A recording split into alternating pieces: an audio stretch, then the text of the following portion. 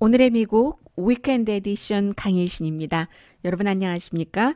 오늘은 먼저 어제 오늘의 미국이 끝난 뒤에 연방 법무부에서 이제 12명의 러시아 군 관계자를 러시아 스캔들과 관련해서요. 민주당을 해킹한 음모 혐의에 대해서 기소를 했습니다. 그리고 이제 그 가운데 한 명은 주의 선거 시스템을 망가뜨리려고 했다. 이런 혐의로 기소를 했습니다. 굉장히 중요하다고 보고 있고요. 왜냐하면 지금까지 계속 러시아 스캔들에 대해서 트럼프 대통령이 마녀 사냥이라고 해왔었기 때문에 물론 이번 일도 역시 당파적으로 미국 사람들이 보면서 트럼프 대통령 주변에 뭉치게 할 수도 있습니다. 물론 이번 수사가 아무리 민주당들이 하는 것이다라고 얘기를 해도 특별검사 자체가 공화당이고 또 공화당 대통령에 의해서 여러 가지 직책을 했었던 사람이고, 그리고 이제 이 같은 기소 내용을 발표한 사람도 역시 트럼프 대통령의 법무부, 또 이제 법무부에서 법무부 장관, 부장관 전부 트럼프 대통령이 선택을 했잖아요. 공화당입니다. 그래서 이제 이것을 언제까지 마녀 사냥이라고 할 수 있겠는가, 그런 부분. 그리고 오히려 트럼프 대통령의 지지자들을 지금 트럼프 대통령이 스코틀랜드에서 돌아오고 나면은 뭉치게 할 수도 있는 것이고, 그러나 이제 대부분의 미국 사람들은 조금 심각하게 생각할 수도 있고요. 그런데 이제 한 가지 다른 것이, 미국에서 9.11 사태가 일어났었을 때는 도대체 누가 이런 일을 저지른 범인이며 그 뒤에는 누가 있는가 하는 것을 조사할 때 어떤 행정부가 조사를 하든지 굉장히 초당적이었거든요. 그런데 이번에는 그때나 지금이나 이제 대통령이 어떠한 것을 꾸리고 사람을 임명하고 지명하고 하는 것은 똑같은데, 그 당시에는 이제 미국 사람들이 공격을 당했고 직접 실제로 가족들, 아는 사람, 숨진 사람이 수천 명이고 텔레비전을 통해서 봤잖아요. 그래서 이제 내일이다라고 생각을 하기 때문에 당파적으로 이런 것을 끌고 가지 않았습니다. 그리고 가장 중요한 것은 또 대통령들이 달랐고요. 그게 이제 부시 대통령 때 시작을 해서 오바마 대통령 때까지도 계속 이어졌는데, 그 당시에는 대통령들이 조사 결과 이런 것에 대해서 저 당이 그랬다, 저 당이 그랬다, 페이크다, 마녀 사냥이다, 이런 얘기를 하지 않았었습니다. 그러나 트럼프 대통령은 그렇게 하고 있고, 또 과거 대통령과 트럼프 대통령이 다른 점은, 과거 대통령들은 본인들이 전혀 본인들의 주변 사람이나 이런 사람들이 공격 사건에 전혀 연관된 것이 아니었기 때문에. 그러나 트럼프 대통령은 연관됐다는 게 아니라요, 어제도 백악관에서 다시 한번 성명을 발표를 했습니다. 트럼프 캠페인 관계자들과 이번 기소된 러시아 사람들과는 아무런 상관이 없다. 이렇게 이번에는 대통령 선거 기간 중에 일어난 일이기 때문에 트럼프 대통령 캠페인이 과연 관련이 있는가 없는가, 결국 특별검사의 조사, 수사의 끝은 거기에 가는 거잖아요. 그 핵심에 관련이 트럼프 캠페인이 있는가 없는가. 그래서 이제 더군다나 더 트럼프 대통령이 계속 페이크 뉴스다, 마녀 사냥이다 하는 얘기를 할 수 있는 것이고요. 그런 것들이 다른 거죠. 9.11 사태 때는 정말 국가 위기가 있을 때마다 미국 사람들이 대통령 중심으로 뭉친다, 이런 얘기를 트럼프 대통령 이전에는 계속 해왔고 실제로 많이 봐왔는데, 이번에는 다릅니다. 그런 것이 다르다는 것이 있고요. 그리고 중요한 것은 이것도 역시 연방 법무부의 법무부에서 발표를 했지만, 부장관이 발표를 했지만, 특별검사가 조사를 한 것에 따른 것이고, 특별검사가 결국은 법무부 소속이니까요. 무엇을 하고 있는지, 어디까지 얼만큼 나가 있는지 딱 본인이 발표하는 것만 발표를 하기 때문에 아직 모르는 것이고, 더군다나 이제 내일 모레, 미국이 지금 토요일입니다. 대통령이 블라디미르 푸틴 러시아 대통령을 만나서 정상회담을 하니까 지금 뭐 민주당에서는 하지 말아라. 그렇지 않아도 그 전에도 아주 그 정치적으로도 뭐 교활한 것들이 입증이 된 그런 그 푸틴과의 트럼프 대통령 회담이기 때문에 준비 없이 하지 말아라 하는 얘기가 많이 나왔는데 이번에는 이제 이런 기소로 인해서 더 많이 나왔거든요. 그리고 이제 러시아에 대해서도 요즘 한국과 미국에서 러시아에 대한 입장에 좀 차이가 있는 것 같습니다. 한국의 경우는 문재인 대통령 그리고 이제 많은 그 정치인들이 러시아에 가서 한국과 북한과의 관계가 개선되면서 러시아와 해야지 될 사업이 있기 때문에 러시아 대통령 블라디미르 푸틴 대통령을 별로 그 인격적으로나 아니면 정치적인 적을 죽이는 사람이잖아요. 그런 것에 대해서 얘기하지 않더군요. 뭐 러시아 대통령에게 훈장 받은 것을 굉장히 뭐 기뻐하면서 얘기한다던가 그런 것을 제가 그 한국의 방송을 보면서 봤는데 사실 글쎄요. 미국적인 입장에서 대체적인 미국적인 입장에서 보면은 블라디미르 푸틴 그 러시아 대통령에게 훈장 받고 좋아할 사람 별로 없을 것 같거든요.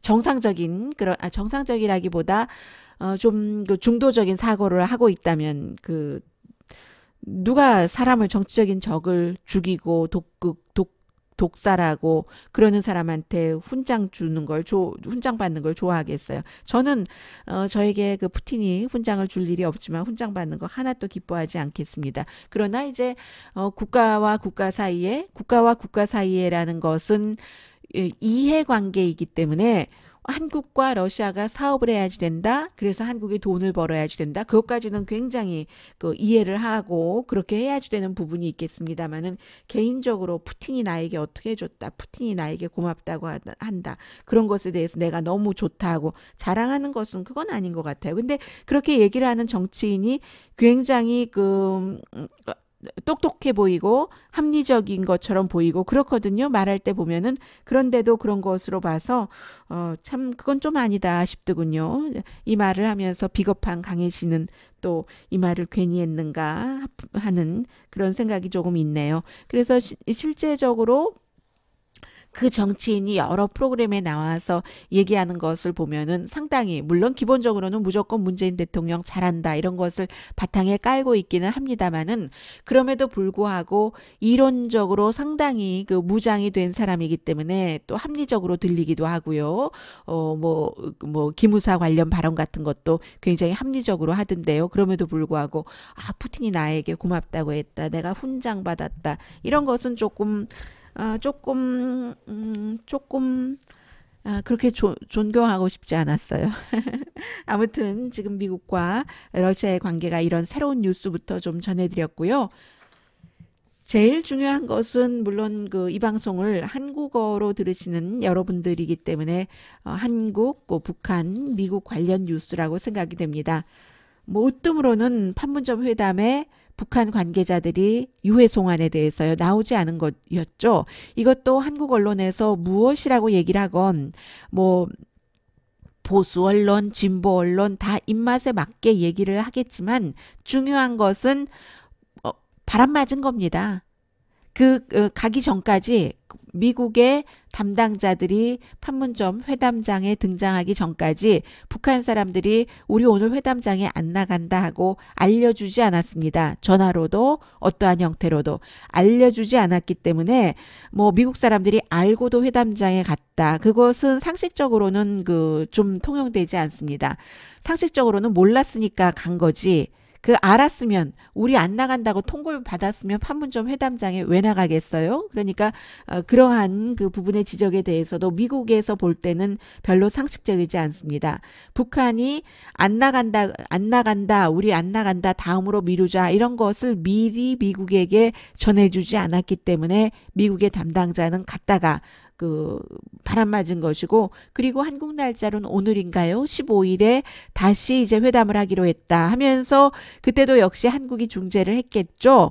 뭐 장성급을 원했다 하는데 글쎄요. 오늘 이제 나가봐야지 알겠죠. 장성급이 나올지 어떤 급이 나올지 나가봐야지 알 테고 이러한 것은 물론 그 미국에서는 처음부터 북한과 미국과의 정상회담은 핵회담을 포함해서 어떠한 그 관계 개선까지 전부 쉽지 않다. 굉장히 오래 걸릴 것이다. 아주 처음부터 얘기를 미국에선 계속 해왔습니다. 그리고 한국에서는 이제 예를 들어서 보수에서 그게 거의 불가능하다고 얘기를 했다고 하면은 진보에서는 굉장히 희망적으로 빨리 무엇인가가 될 것처럼 그 여름날에 아주 그 달콤한 사탕물을 마시고 갈증이 싹 그 가실 것처럼 생각을 하는 것 같은 그런 보도가 많이 나왔었는데 미국에선 처음부터 그렇지 않았어요. 이 길은 아주 멀고 험하기 때문에 트럼프 대통령도 준비를 하고 또 조심을 해야지 된다 하는 뭐 그런 것에 따른 하나의 과정이라고 볼 수도 있는 거죠. 그러나 이제 폼페오 국무장관이 북한에 가서 김정은 위원장도 만나지도 못했고 여러 가지 해온 것도 없는 데다가 유해 송환 그 날짜를 딱 잡아온 것 하나 있었는데 거기에 북한이 딱 등장을 하지 않았기 때문에 폼페오 국무장관이 굉장히 심사가 좀 편치 않을 것이다 하는 것을 알 수 있고 북한은 일관적입니다. 싱가포르 회담에서부터 모호하게 이제 비핵화에 뭐 노력을 해보겠다 하고 얘기를 했고 중간중간 이런 그 뭐 회담장에도 나오지 않고 하는 이런 모습은 과거에 북한과 회담을 해본 미국 사람들이라면은 다 아는 얘기입니다. 한국 분들도 북한과 회담을 해보신 분들은 다 아시겠죠. 북한이 이렇게 모호하게 약속하고 이해할 수 없는 그런 그 행동들도 하고 그러다가 또 어느 날 아주 그또 상대가 좋아하는 것을 조금 주면 너무 기뻐하고 상대는 너무나 곤란했었기 때문에 그 사이에 트럼프 대통령은 판문점 회담에 북한 사람들이 나오지 않았는데도 불구하고 이렇게 잘 돼가고 있다 하는 얘기를 하면서 김정은 위원장에게 받은 그 편지를 공개를 했는데 그 편지는 7월 6일에 써진 것이고 회담장에 나오지 않은 것은 10일이 지나서였어요. 지금이 이제 미국 날짜로 14일이니까 뭐 11일 뭐 이 정도 되지 않았을까요? 좀 거리가 날짜가 좀 떨어져 있었습니다. 그럼에도 트럼프 대통령은 판문점 회담에 대해서는 얘기하지 않고 좋은 일이 일어나고 있다. 뭐 그가 나에게 이렇게 좋은 편지를 썼다고 공개를 했는데 좋은 말 써 있었습니다. 뭐 너다섯 문장 써 있었고 특히 김정은 위원장으로서는 곧 다시 만나고 싶다는 그런 심정이 많이 그 메모에 편지라기보다 뭐 짧은 메모 정도거든요. 노트라고 표현을 했습니다. 이 트럼프 대통령이 노트라고 표현을 했는데 그런 것을 공개하면서 잘 되고 있다. 불을 끄는 거죠. 트럼프 대통령으로서는 폼페오 국무장관이 북한에 갔다 오고 나서 gangster-like demand를 미국이 했다 했는데 거기에도 가만히 있고 동맹국 치고 어제 그 오늘의 미국 그 유튜브에 올려놓은 그 스크린을 보면은 이 영국 총리 그 눈 오른쪽인가요? 왼쪽인가요? 맞아서 멍들었고 독일 총리는 두 개 눈이 다 양쪽 눈이 다 멍들었잖아요. 제가 개라고 표시한 것은 그 사진에서 동그란 검은색 표시 멍든 표시를 두 개라고 그 머릿속에 그린 거예요.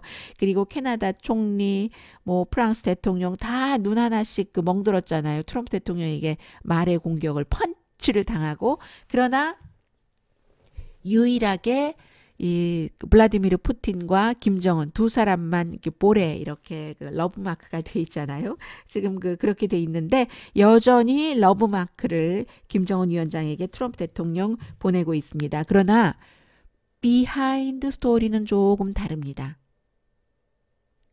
뒤에서는요. 유엔에 이미 올해 북한으로 들어갈 오일이 다 찼으니까 양이 찼으니까 더 이상은 보내면 안 됩니다. 이렇게 조이기 시작했어요. 그런 게 진짜 마음, 가짜 마음이라기보다는 그렇게 해야지만 되는 선거도 있고 본인이 다 잘 됐다고 해결됐다고 했는데 핵 문제 이미 이제 와서 저거 지금 안 되고 있습니다. 북한이 이렇게 하고 있습니다. 할 수는 없어요. 현재로서는. 그리고 이제 문재인 대통령은 싱가포르 방문 기간 내내 북한도 잘해야지 된다. 미국도 세계에 했었던 약속을 지켜야지 된다. 그리고 미국과 북한의 이번에도 그 보여준 것처럼 비핵화에 대해서 같은 입장이다. 같은 입장 아니라고 말씀을 드렸고요.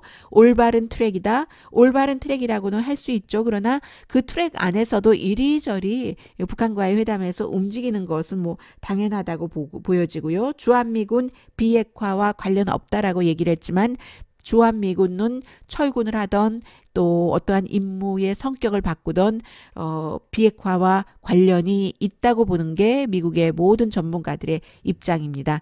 그게 결국 뭐 평화협정으로 가서 주한미군을 북한에서 철군하라고 요구를 하던 아니면 뭐 비핵화가 이루어질 때 한국이 모든 그 뭐 사드 배치부터 미국의 뭐 군대 배치가 그대로 두면서 북한이 비핵화를 하리랴?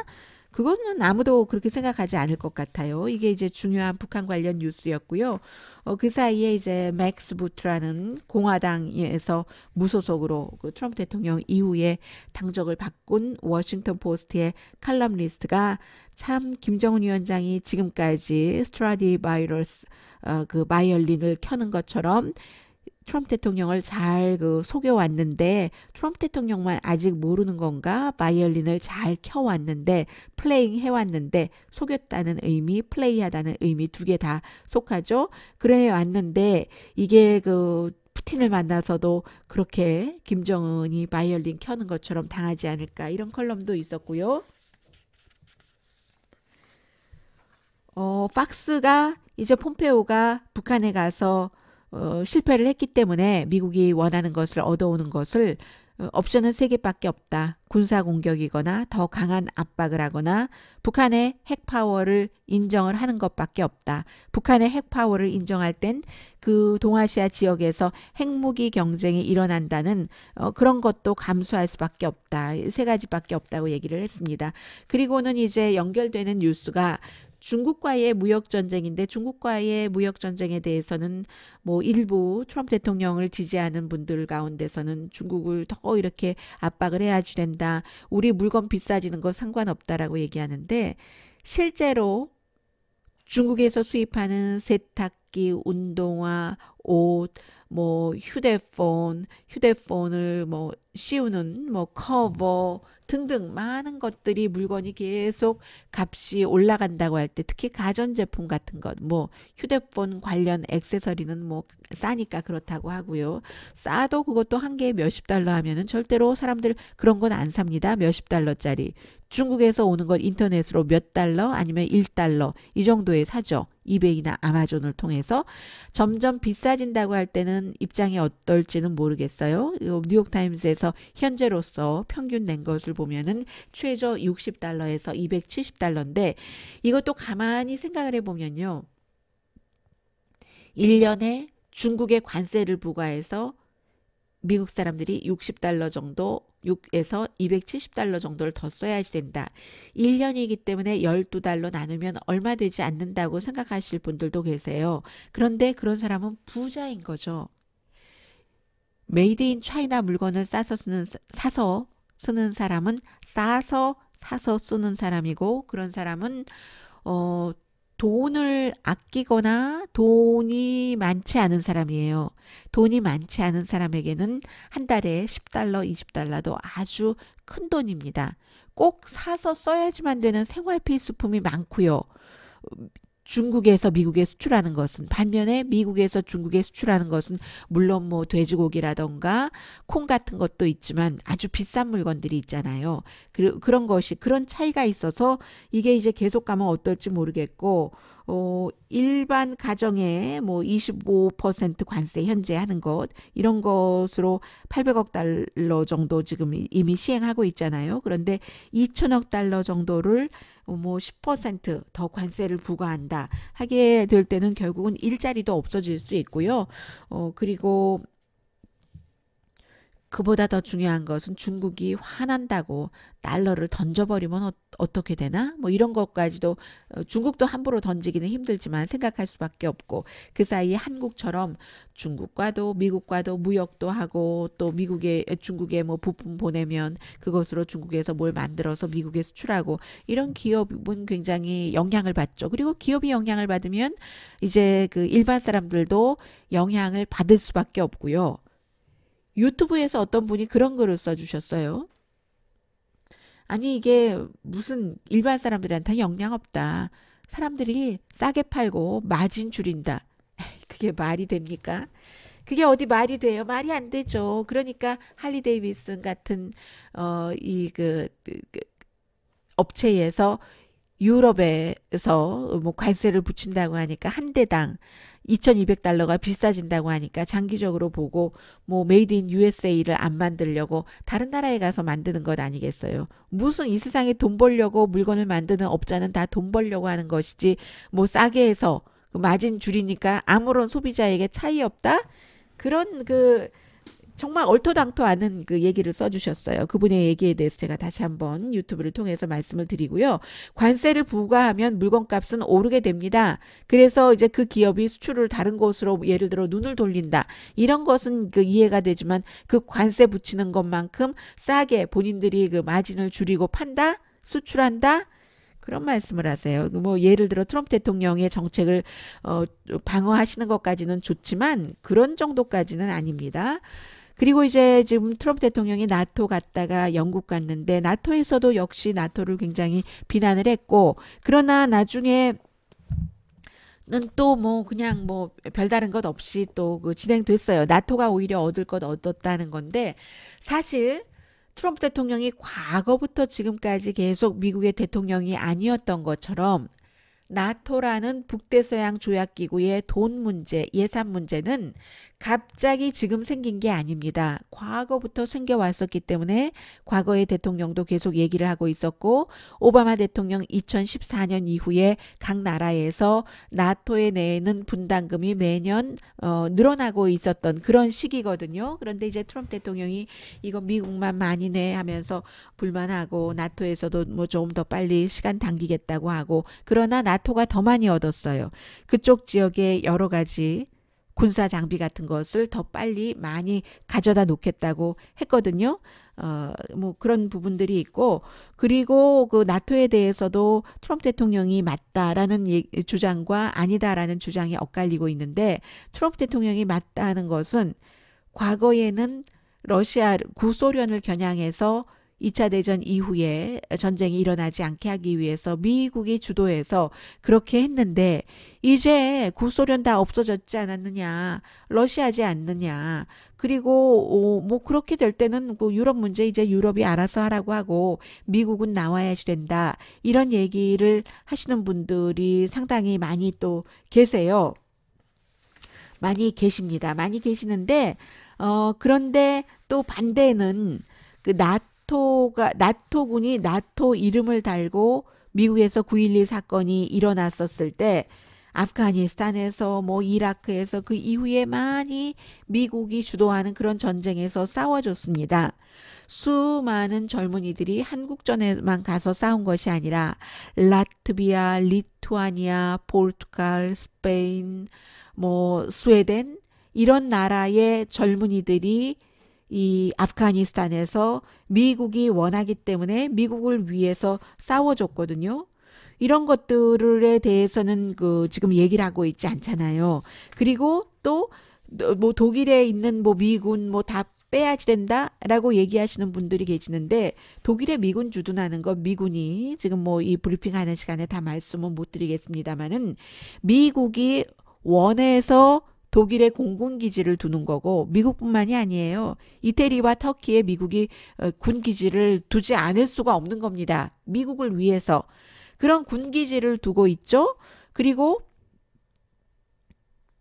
유럽의 그 나토 그 가입 국가들이 유럽의 무기를 안 사주고 미국의 값비싼 무기를 사주고 있어요. 그러면 쇼핑값만 해도 얼마예요? 지금 미국에서 바다 건너서 가야지 되는데 그런 여러 가지가 있는 겁니다. 미국이라는 나라가 지형적으로 상당히 축복받은 나라죠. 왜냐하면 이렇게 양쪽에 이렇게 태평양이 있고 대서양이 딱 있기 때문에 이 대륙 안에서 50개 주가 통일이 돼서 하나의 국가로 가니까 뭐 전쟁 뭐 말로는 서로 싸워요. 예를 들어 캘리포니아주와 트럼프 대통령이 싸우죠. 우리는 친환경을 하겠다. 그러니까 새로운 자동차도 우리는 연비를 높여야지 돼. 이산화탄소 이런 가스 방출량을 줄여야지 돼. 뭐 유독성 이런 가스 같은 것도 우리는 하겠어. 이렇게 연방 정부와 조금 행정부가 다를 때 싸우는 경향이 있습니다. 그렇다고 총칼 들고 너 죽고 나 죽자 하면서 싸우지는 않잖아요. 그런 면에서 미국이 굉장히 아주 평화로운 거죠. 아주 지형적으로. 그리고 캐나다가 위에 있지만 캐나다가 호전적인 국가가 아니고 멕시코가 아래에 있지만 멕시코는 미국과 힘을 비교할 때 말도 되지 않고 그러니까 미국이 이제 해군력이나 뭐든지 다 강하고 그렇지만 세계의 최고의 국가를 유지하기 위해서 아시아에 주한미군도 넣고 일본에도 배치하고 유럽에도 이렇게 독일, 이태리, 터키에 미군을 주둔시키면서 또 폴란드 이런 데도 사드로 막아준다고 하고 등등 미국이 미군 기지를 갖기 위해서 또 미국 무기를 비싸게 팔기 위해서 다 이 나토 회원국들의 지원금을 다른 나라들이 지금 2%가 목표인데 미국이 3.57% 정도 하면서 하는 겁니다. 다 윈윈이 있어요. 그러나 말씀드린 것처럼 나토 회원국들이 부담을 더 해야지 된다. 이런 것은 오바마 또 조지 부시도 주장을 했었고 지금 그쪽으로 가고 있고요. 이번에 나토 회담에서 프랑스 대통령이 얘기하기를 하나도 우린 바뀐 거 없다. 원래 오바마 때 2014년도에 우리가 서로 협정을 맺었던 2014년까지 2% 목표를 이루겠다. 그러나 이제 조금 더 빠르게 할 수는 있다. 이 정도. 그래서 that's all. 달라지는 건 하나도 없다. 다만 트럼프 대통령이 이제 내가 말해서 그렇다. 내가 말해서 그렇게 바뀐 게 없어요. 지금 나토 그쪽으로 무기 더 갖다 놓기로 했거든요. 그러나 사람들은 많이 모르는 사람들은 트럼프 대통령을 지지하시는 분들 가운데서는 사실 트럼프 대통령이 얼마나 참을 얘기하고 얼마나 거짓을 얘기하는지를 모르시는 분들이 많습니다. 그것을 알면서도 트럼프 대통령이 이거 거짓말했어 라고 얘기하지 않으시는 분들은 상당히 어제 저희 회사에서 몇몇 사람들이 얘기를 했는데 뉴스하고 관련 없는 사람들이 얘기를 하시는데 뉴스와 전혀 관련 없는 한 분이 그렇게 얘기를 하시는 거예요. 어떤 분이 그렇게 얘기를 했어요? 저도 이제 트럼프 대통령이 거짓말하는 것에는 스트레스를 좀 많이 받는 타입인데요. 왜냐하면 지도자가 거짓말을 안 하면서도 해야지 될 거짓말들이 거짓말인 듯 아닌 듯 있기 때문에 대놓고 하루에 몇 번씩 거짓말하는 것은 국가에 좋지 않다고 생각을 합니다. 장기적으로 세계에도 좋지 않다고 생각하고 당장 우리 집 조카가 대통령도 거짓말하는데 나 왜 못해? 실제로 그렇게 되고 있고요. 미국에서 많이 그런 것을 볼 때 저는 정치를 떠나서 스트레스를 받는 편이고 다른 사람들은 보다 더 정치적인 데에서 스트레스를 받고 그런데 뉴스와 전혀 상관없는 분이 그런 얘기를 하시는 거예요. 그런데도 왜 트럼프 대통령을 지지하는 사람들은 그런 부분에 대해서 얘기하지 않는 줄 몰라 하니까 어떤 분이 굉장히 이기적인 사람들이죠. 자기하고 트럼프 대통령이 거짓말하는 거하고 아무 상관이 없으니까. 그리고 트럼프 대통령이 하는 무엇인가가 본인과 목표가 맞기 때문에 교회 다니시는 분들이라면 교회와 연관된 여러 가지 있잖아요. 무슬림을 굉장히 비난한다던가 한국에서도 요즘 인기가 있어야지 된다라고 생각하면서 그렇게 강연하는 분들도 계시는 것 같아요. 교회에 가서 열심히 무슬림을 욕한다던가 그런 부분이요. 그런 부분들이 맞기 때문에 나하고는 상관없는 거짓말 좀 하면 어때? 라고 생각하는 굉장히 이기적인 사람들이죠. 라고 뉴스하고 전혀 상관없는 분이 그렇게 얘기를 하셔서 저희가 이 뉴스하는 몇몇 사람들이 조금 놀라면서 아하 하고 아무튼 듣기는 했는데 아무튼 그런 겁니다. 나토에서 이런 일이 있었고 또 영국에 가서 거의 처음으로 트럼프 대통령이 그렇게 빨리 본인이 했었던 거짓말에 대해서 사과했습니다. 오늘의 미국 이제 끝나갈 무렵쯤에 나왔던 얘기들이고 제가 확인이 되지 않았기 때문에 여러분들께 말씀 못 드렸는데 영국 총리를 테레사 메이를 저녁에 만찬에서 파티에서 만나기 전에 루퍼트 머덕이 갖고 있는 영국 신문 타블로이드 선과의 인터뷰에서 테레사 메이가 이거 지금 잘 못하고 있다. 이 브렉시트 탈퇴를 내가 빨리 나오고 가격 이제 좀 이렇게 빨리 하라고 충고를 했는데 내 말을 듣지 않는 것 같다. That's okay. 그게 이제 테레사 메이의 뭐 그 생각인 것 같다. 그러나 뭐 그러다간 미국과 무역도 네거티브한 웨이로 갈 수밖에 없어. 뭐 이런 식으로 얘기를 했거든요. 테레사 메이에게는 두 번 어떤 그 매를 맞은 것과 마찬가지인데 왜냐하면 이 그 천천히 좀 부드럽게 유럽연합과 어떠한 경제적인 교류도 좀 충격을 덜하게 이 총리로서는 그럴 수밖에 없겠죠. 부분적으로 그렇게 하면서 충격을 덜하게 하면서 속도 조절을 하겠다는 것이고 그러니까 이제 그 트럼프 대통령이 좋아하는 왜냐하면 그 사람이 트럼프 대통령 좋다고 얘기를 했어요. 트럼프 대통령이 그렇게 얘기했어요. 보리스 존슨이 날 좋아한다고 했다 하면서 보리스 존슨이 오히려라고는 안 했어요. 보리스 존슨이 아주 좋은 총리가 될 수 있었을 거야. 테레사 메이와 겨뤘잖아요. 이 총리 이런 선거에서 그런 얘기까지 영국 인터뷰에서 한 겁니다. 그렇게 얘기를 하고 그리고 보리스 존슨은 테레사 메이가 아주 가파르게 브렉시트에서 나오지 않는다고 이제 그 외무장관직을 버려버렸잖아요. 원래는 이제 총리가 되려고 하다가 졌고 그리고 테레사 메이에 의해서 외무장관으로 지명됐는데 졌고 또 브렉시트 장관도 테레사 메이의 속도가 너무 느리다 하면서 사임해버렸는데 두 사람 다 같은 날이었어요. 사임했는데 대통령이 테레사 메이가 속도 조절이 너무 늦다. 내 말을 안 듣었다. 그래서 유럽연합과 결별을 하고 미국과 따로 이제 무역에 대해선 계약을 해야 되잖아요. 유럽연합에 속한 게 아니라 이제 탈퇴를 하면 그런데 미국과는 무역 잘 안 될 거야. 이런 식으로 얘기를 했으니 얼마나 테레사 메이에게 큰 충격이겠어요. 그리고는 파티에 가서 잘 먹고 잘 놀고 잘 이제 놀았다기보다는 의전을 한 거죠. 이제 외교를 하고 그리고 파티에서 사람들이 다 끝나서 이제 집에 갈 때쯤 돼서 이 타블로이드 신문 선이 딱 나온 겁니다. 그 표지 자체도 트럼프 대통령이 아무튼 테레사 메이를 강하게 그 비난하고 때린 것으로 그 표지 그 커버에 완전히 그 하나로 다 씌워버렸거든요. 그랬어요. 그런데 그 다음날 다시 또 그 기자회견에서 내가 언제 그랬냐고 난 그런 말 한 적 없고 썬도 가짜 뉴스고 그러니까 이제 BBC 방송이나 미국의 MBC 기자 같은 사람들이 또 거기에 대해서 물어봤어요. 영국은 가장 우방국 동맹국인데 친구에게 이렇게 할 수가 있느냐. BBC 방송 기자였어요. MBC 방송도 비슷한 얘기를 했어요. 그것도 영국 땅에서 MBC의 기자가 그렇게 얘기를 하니까 트럼프 대통령이 페이크 뉴스라고 MBC는 CNN보다 더 페이크 뉴스라고 하고 BBC 방송에도 페이크라고 나는 이 테레사 메이에 대해서 비판을 한 적이 없다.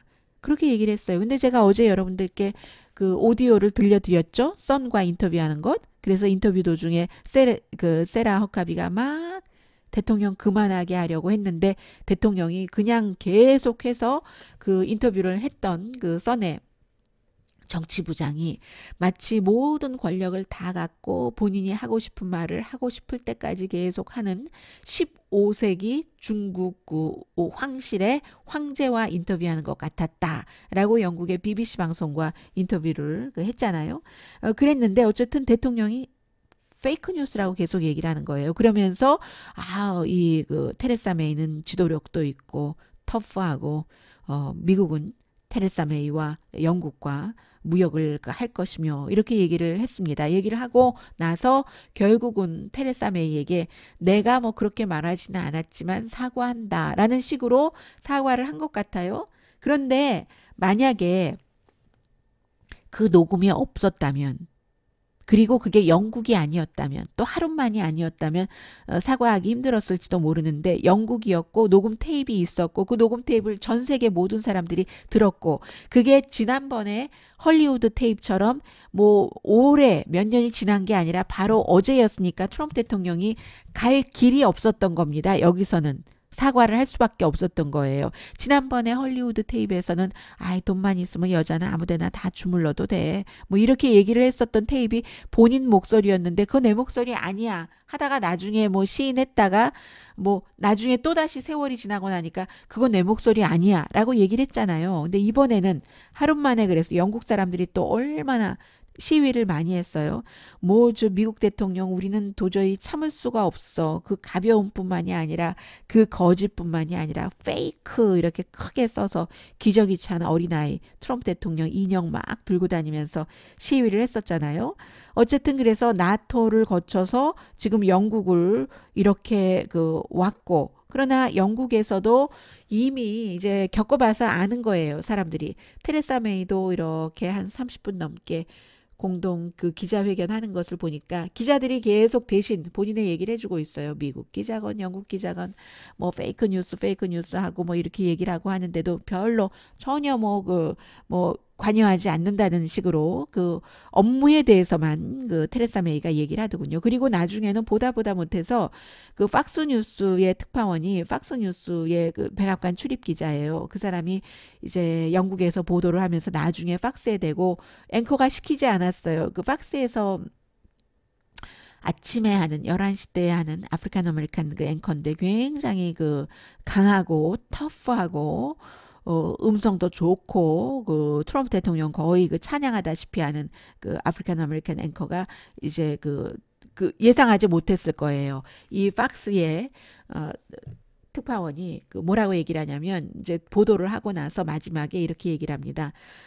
내가 MBC의 그 기자 나의 친구인데 MBC 그 기자 보고 트럼프 대통령이 디스어니스트하다고 부정직하다고 했는데 그건 unfair하다. 이 기자 굉장히 정직하게 질문했고 정직하게 일했다라고 하고 팍스가 늘 그 CNN을 비난하잖아요.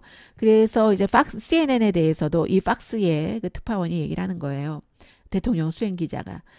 CNN에도 굉장히 많이라고는 안 했어요.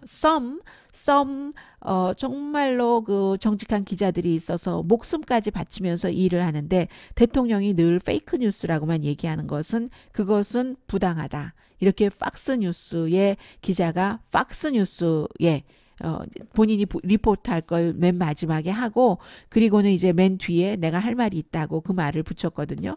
그랬더니 늘 그 트럼프 대통령 지지하는 그 흑인 여성 앵커가 how nice of you 하면서 당신은 항상 그렇게 다른 사람을 보호해줘 라고 하고는 그 끝맺더군요. 이게 이제 영국에서의 일이었고 그리고 미국에서 이제 그 가장 중요한 것은 이번 주에 연방 그 대법관 그 지명자였잖아요. 브렛 캐사바우라는 53살 115번째 사람이고 지금까지 그 흑인은 2명밖에 없었어요. 미국에서 린든 B 존슨이 1967년도에 더그 마샬 했고 그 뒤에 이제 클리어런스 토마스 있고 여성이 4명이에요. 샌드라 데이 오코너를 로널드 레이건이 처음에 했고 지금 이제 3명 있죠. 소니아 소토마요르, 루스 베이더 긴스버그 그리고 그 케이건, 엘리나 케이건 이렇게 3사람이 현재 있고 에이시아는 없고요. 역시 전형적인 백인 남성입니다. 그래서 이제 대통령으로서는 굉장히 보수적이기 때문에 보수적이라서 또 하나의 대통령으로서는 승리라고 할 수 있고 이 그 캐바나우 그 지명자가 굉장히 그 헌법 그 아주 원론주의자라고 할 수 있고요. 지금 53세니까 케네스 스타가 빌 클린턴, 모니카 루빈스키 뭐 등등 처음에는 이게 사실은 부동산 스캔들 알칸소 주지사로 있었을 때 와이드 워러 스캔들 조사하다가 그렇게 됐는데 그때의 그 아래서 케네스 스타 아래서 일하고 뭐 문서도 작성하고 했었던 사람이에요. 그리고 아들 부시 대통령과 알고가 이게 뭐 몇 표 차이냐 어떻게 되느냐 재검표하고 할 때도 역시 이제 그 부시 쪽에 손을 그 들어주는 그쪽에 이제 일을 그 했었고 그리고 법조인으로서요. 그리고는 또 뭐가 있습니까? 헌법에 대해서는 정말로 헌법을 그 숭배한다. 본인이 그렇게 표현을 했어요. 그리고 모든 케이스는 헌법을 지키면서 오픈 마인드 된 것으로 한다. 예일대학교를 졸업을 했고요. 낙태에 대해선 뚜렷하게 판결한 건 없지만 17살 된 그 소녀 그 구치소에 있는 구류된 그 서류 미비자 소녀가 낙태를 하기 위해서 잠깐 그 구류소를 나오는 것 이것을 하급법원에서 허락을 했는데 이 캐바나우가 이 항소법원에서 있었을 때 허락을 하지 않았어요. 워싱턴 DC의 항소법원 그 판사거든요. 그러니까 허락을 하지 않았습니다. 그렇다면 불법을 저지른 사람들이 어떠한 것을 할 때 권리를 주는 것이다. 이런 그 판시문을 썼거든요. 그래서 뭐 이민이나 그 모든 것, 종교에 대해서나 굉장히 그 보수적인 입장을 갖고 있는 사람이고요. 스포츠를 굉장히 좋아해요. 그 딸들이 둘이 있는데 딸들의 축구팀의 코치로도 일하고 있고 보스턴 마라톤에 2번 나가서 2010년도에 3시간 59분 45초, 2015년도에 4시간 8분 36초가 된 사람이에요. 그래서 이제 이 사람이 지명을 받았고 인준을 받는다면은 이제 5대 보수 4 진보 법원이 연방대법원이 그렇게 가는데 이 사람이 야구도 너무 좋아해가지고 한 20만 달러 빚진 게 야구 그 시즌 티켓 사느라고 그것을 멈추지를 못한대요. 어떤 때는 친구들 것까지 같이 사서 나중에 이제 친구들이 갚기도 하고 그래서 크레딧 카드 3개 있는 거 빚을 털어서 연방 항소법원 그 판사가 한 연봉이 20만 달러 조금 넘거든요. 그런데 몇 년도였던가요? 아무튼 그렇게 그 티켓을 사가지고 그랬던 그 빚이 졌다 하니까 이제 그 나중에 왜 빚졌나 하고 보니까 그런 일이 있었어요. 그리고 또 가장 그 중요했던 그 일 가운데 하나가 FBI 요원으로서 굉장히 공화당에서 그 공격을 했었던 피터 그 스트루조크라는 사람. 이 사람이 FBI의 변호사인 여성과 함께 두 사람 다 그 결혼했었고 남녀 관계였었습니다. 그래서 이제 선거 그 캠페인 기간 중에 트럼프 대통령을 마구 그 비난하는 트윗을 굉장히 많이 했었고 그리고 사실은 뭐 힐러리 클린턴도 그 버니 샌더스도 비난하는 트윗을 하긴 했습니다. 이번 안건에는 해당되지 않기 때문에 제가 방송에서 말씀 안 드렸었는데요. 그러면서 이 사람이 절대로 대통령 돼서는 안 돼. 이런 것에 대해서 이 피터 스트로조크가 힐러리 클린턴 이메일 사건을 조사했었던 사람이기 때문에 왜 정부 이메일을 쓰지 않고 무엇이 떳떳하지 못해서 이 그 개인 서버까지 두고 개인 이메일을 썼는가? 뭐 몇만 개를 왜 그거 없애버렸는가? 뭐 이런 부분이요. 그런 것을 조사를 했는데 트럼프 대통령을 이렇게 싫어했기 때문에 힐러리 클린턴에게 좋게 조사한 게 아닌가. 이제 이런 부분에 대한 청문회였어요. 그래서 이제 그 공화당의 그 의원들이 좀 심각하게 질문을 하긴 했어요. 빈정거리기도 하고 남녀 관계의 사람과 그런 트윗을 했기 때문에 도대체 몇 번이나 너 와이프를 속였어? 막 이런 얘기도 하니까 정말 저렇게까지 개인적인 막 이러면서 어떤 사람 저 묻는 텍사스 저 의원 약 먹어야 돼. 약을 안 먹은 것 같아. 뭐 이런 얘기도 하고 의장 좀 중지시켜 주세요. 의장 이것은 그 의회에서 진실을 말하겠다고 선서하고 하는 증인에 대한 모독입니다. 뭐 이런 얘기가 많이 주로 이제 그 민주당 의원들이 그렇게 얘기를 했죠. 그래서 결국은 중지당했어요. 그 사람 서스펜드 당해도 계속 얘기를 하고 이게 제가 한국에서 많이 봤었던 일이에요. 보니까 한국 국회에서 미국 의회에서 이 정도까지는 안 하거든요. 그런데도 이 피터 스트로조크라는 사람도 굉장히 단단하더군요. 뭐 눈 하나 깜짝 안 해요. 뭐 어떤 부분은 이제 웃음, 그러니까 말하자면 비소 정도를 이렇게 지으면서 가만히 듣고 있습니다. 가만히 듣고 있고 나의 개인적인 정치적인 의견과 일과는 연관이 지어진 적이 단연 한 번도 없었습니다. 그게 우리 FBI입니다. 딱 그 이제 그렇게 얘기를 하더군요. 정치적인 사견과 이 일은 영향이 없었다 하는데 이 사람에게 너 와이프를 도대체 몇 번이나 속였어? 막 이렇게 소리 지르던 그 텍사스 의원 뭐 루이 거맷이라는 의원인데 그 의원은 사실 여기서 그렇게 소리를 쳤지만 얼마 전까지 지금 오하이오에서도 그런 비슷한 일을 저지른 사람을 굉장히 지지하는 사람이고 이 텍사스의 그 공화당 의원이요. 또 로이 무어라는 사람 이름 기억나시죠, 여러분? 알라바마에서 본인이 검찰에 있었을 때 14살 소녀부터 수많은 10명이 훨씬 넘었어요. 그런 여성들을 성폭행하고 성학대하고 했었던 그 사람이 연방 상원 의원에 출마를 했었을 때 그 사람을 강력하게 지지하면서 선거 운동을 했던 사람이 루이 거맷이라는 이 텍사스의 공화당의 하원 연방 의원으로서 이번에 당신 뭐 이 와이프 몇 번 속였어? 이렇게 강하게 얘기를 했었던 사람이에요. 일치가 좀 잘 안 하죠. 그러니까 이 어떤 말을 할 때도 누가 말하느냐에 따라서 상당히 이게 그 전달력이 달라져요. 그런데 사실은 굉장히 그 예를 들어 로이 무어를 지지하지 않았다던가 본인이 수녀 신부처럼 살아온 사람 같으면 다른 사람에게 그런 자리에서 그런 식으로는 하지 못하거든요. 사실은 또 못하죠. 본인이 그렇게 아주 정좌하고 살았음에도 아, 나는 이거보다 더 잘했어야지 되는데 이렇게 보통 생각하죠.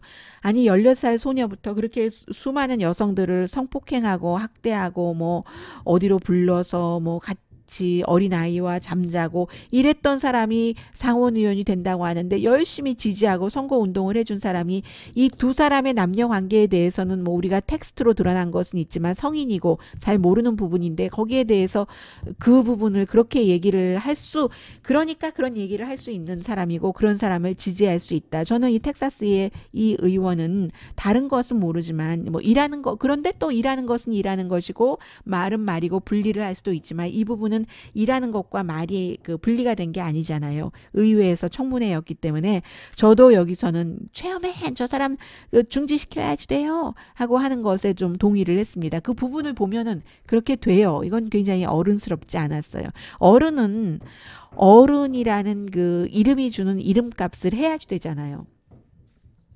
그렇게 생각하시면 돼요. 한국에서 국회에서 정말 얼토당토하지 않게 막 그 몸싸움 하면서 뭐 던지고 상대를 인신공격하고 할 때 인신공격 수준이었습니다. 그런 게 있었고 그 사이에 시간이 없어서 못 전해드렸는데요.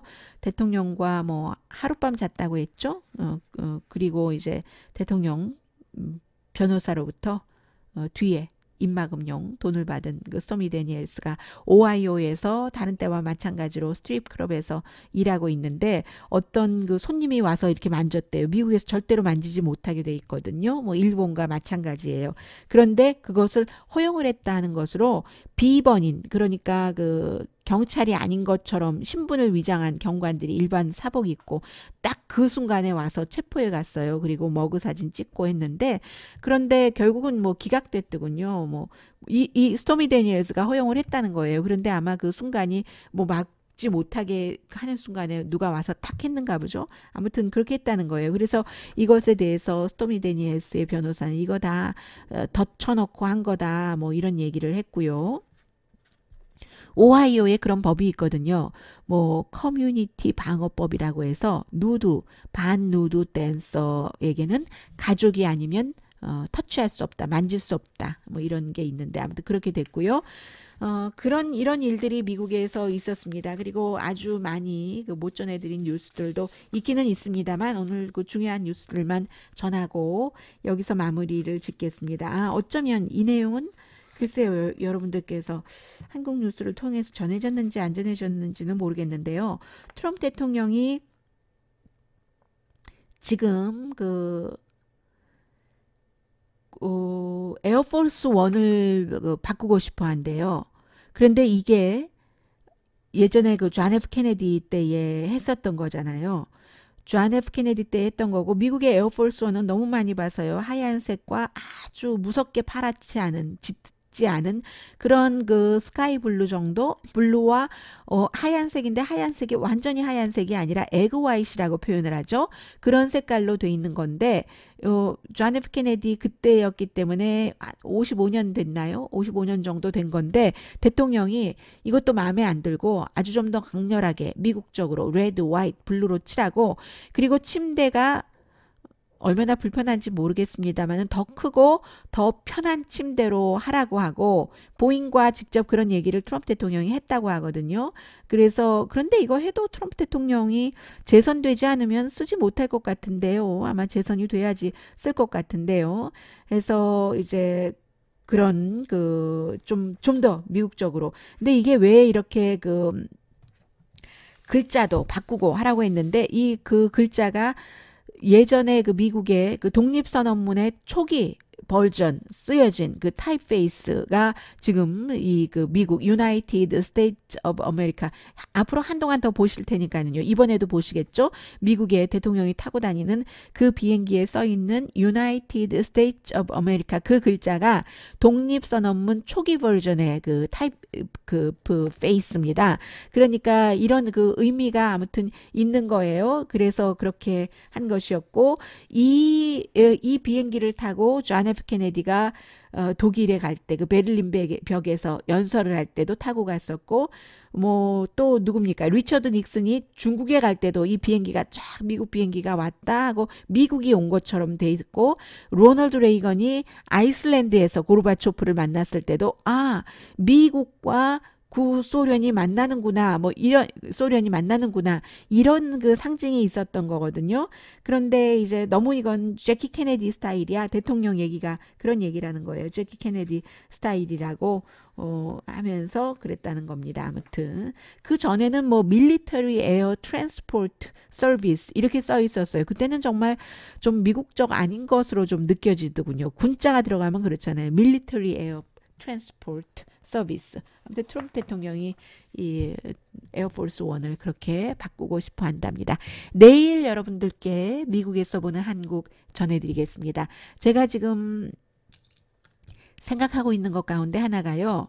유튜브 이 방송에 대해서 댓글을 달아주시는 분들이 계시잖아요. 제가 이제 일일이 댓글을 달기도 힘들고 물론 꼭 달아야 되겠다고 싶은 것은 달긴 다는데 그 답변에서 이것은 이 한 분만 보시는 것보다 많은 사람과 공유하는 게 좋겠다 싶은 게 있어요. 그래서 그런 것들을 좀 모아서 또 여러분들이 좋게 주장을 해주시는 것도 있고 제가 볼 때는 어떤 목적을 가지고 사실과 다른 말을 막 하시는 분도 계시고 어떤 분은 사실이 아닌 줄 모르고 그렇게 얘기하시는 분들도 계시거든요. 그런 것들을 좀 모으면 좋겠다 하는 생각이 들어서요. 그런 것도 지금 기획을 하고 있거든요. 어쨌든 내일 미국에서 보는 한국 시간에 뵙겠습니다. 위켄드 에디션 강혜신이었습니다.